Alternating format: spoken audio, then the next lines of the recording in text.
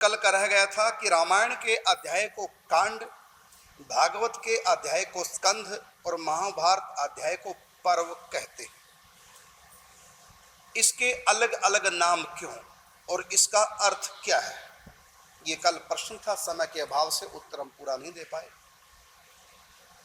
तो रामायण के अध्याय को कांड कहते हैं। कांड का अर्थ होता है घटना, और मानव का जन्म घटनाओं से, दुर्घटनाओं से घिरा रहता है। उसके जीवन में बहुत प्रकार के एक्सीडेंट आते हैं, और राम जी का अवतार नर की मर्यादा को स्थापना करने के लिए हुआ। और नर के जीवन में कांड न घटे, दुर्घटना न आए, ऐसा हो नहीं सकता। दुखालयम अशाश्वतः, ये नियम है इस मृत्यु लोक का। तो राम जी के बचपन में कांड हुआ, जानलेवा आक्रमण हुआ, मारीच, सुबाहु, ताड़का के द्वारा बालकांड में जैसे तैसे निपटे। विवाह हुआ, अभी वरमाला पहनी थी राम ने, इतने में राजा महाराजा खड़े हो गए, मारो पकड़ो, सीता को छीन लो। उसके बाद फिर घर आए कुछ समय के बाद। ये बालकांड है, बचपन से कांड है राम के जीवन में। फिर कुछ समय अयोध्या रहे तो अयोध्या कांड हो गए, अयोध्या में कांड, राम वनवास। अरण्य में चले गए, सीताहरण, वहां कांड हो गया। किष्किंधा गए, किष्किंधा में दोनों भाइयों का युद्ध, अंत में एक मारा गया। उसके बाद सुंदर कांड। कांड कभी सुंदर नहीं होते, लेकिन इस कांड में भक्ति की खोज हुई, इसलिए ये सुंदर कांड है हनुमान जी का। और बाकी सारे कांड राम जी के नाम से है, ये कांड संत के नाम से, इसलिए सुंदर है। जब तक मनुष्य के जीवन में संत नहीं आएंगे तब तक सुंदर कांड नहीं होंगे। और उसके बाद लंका में जो रणांगन में कांड हुआ, लक्ष्मण का मूर्छित हो जाना, अनेक राक्षसों का वध, ये सब कांड ही। तो ये लंका कांड हुआ।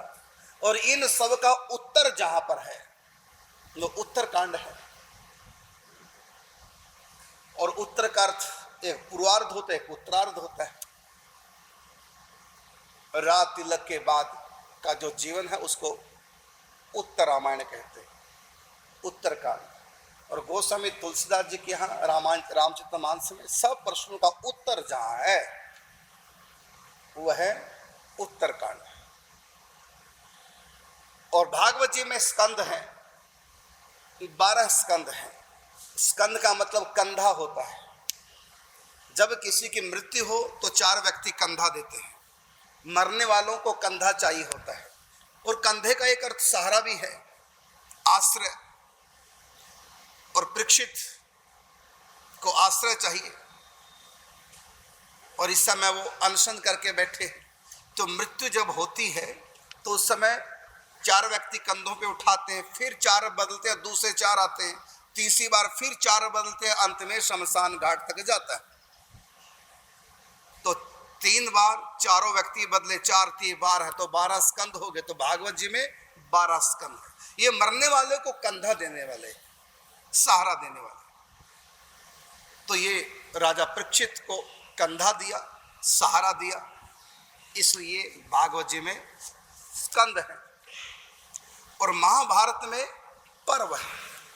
पर्व का अर्थ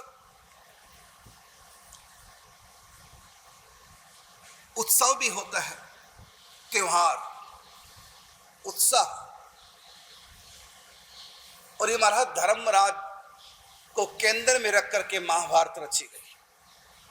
धर्म को केंद्र में रख करके महाभारत रची गई। और धर्म के अवतार है महाराज युधिष्ठिर। किस प्रकार उन्होंने अनुकूल प्रतिकूल परिस्थितियों से जूझते हुए अपने धर्म को नहीं छोड़ा, और चारों भाइयों ने धर्म का साथ दिया युधिष्ठिर जी का। और उसके बाद अंत में युधिष्ठिर अर्थात धर्म सिंहासन पर आसीन कराए भगवान ने। तो जहां धर्म का अनुशासन होता है वहां जीवन में पर्व ही पर्व है, आनंद ही आनंद है, उत्साह ही उत्साह है। महाभारत का अर्थ युद्ध नहीं होता। महाभारत किसको कहते हैं? महा का अर्थ महान, भा का अर्थ प्रकाश, रथ का मतलब संलग्न रथ, महाप्रकाश में जो लगा हुआ है अर्थात धर्म। धर्म ही प्रकाश है, अधर्म ही अंधकार है।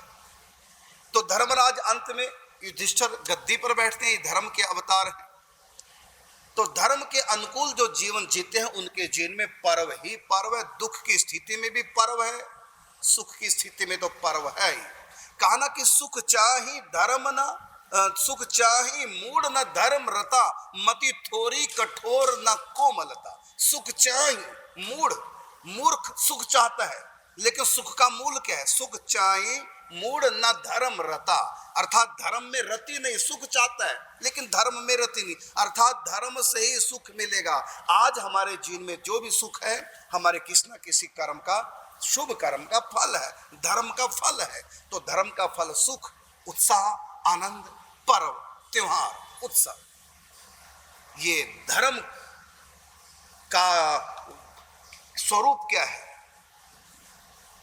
और किस प्रकार अनुकूल प्रतिकूल परिस्थितियों में हम धर्म को सुरक्षित कर सकते हैं, कैसी कैसी विपत्ति आती है। तो महाराज युधिष्ठिर धर्म के अवतार हैं और इनके चारों भाई कौन है? ये धर्म के अनुगामी हैं। इसलिए इनका जीवन चरित्र जिस ग्रंथ में है उस ग्रंथ, वो ग्रंथ है महाभारत। हमने महाभारत का अर्थ लगा लिया युद्ध। अरे युद्ध तो एक थोड़ा सा भाग है महाभारत का, आपने महाभारत पढ़ी नहीं है इसका मतलब।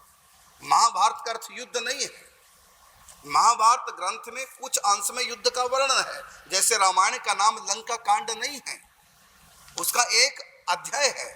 इसी प्रकार ये जो महाभारत है ग्रंथ, ये सब धर्म की पूरी व्याख्या है।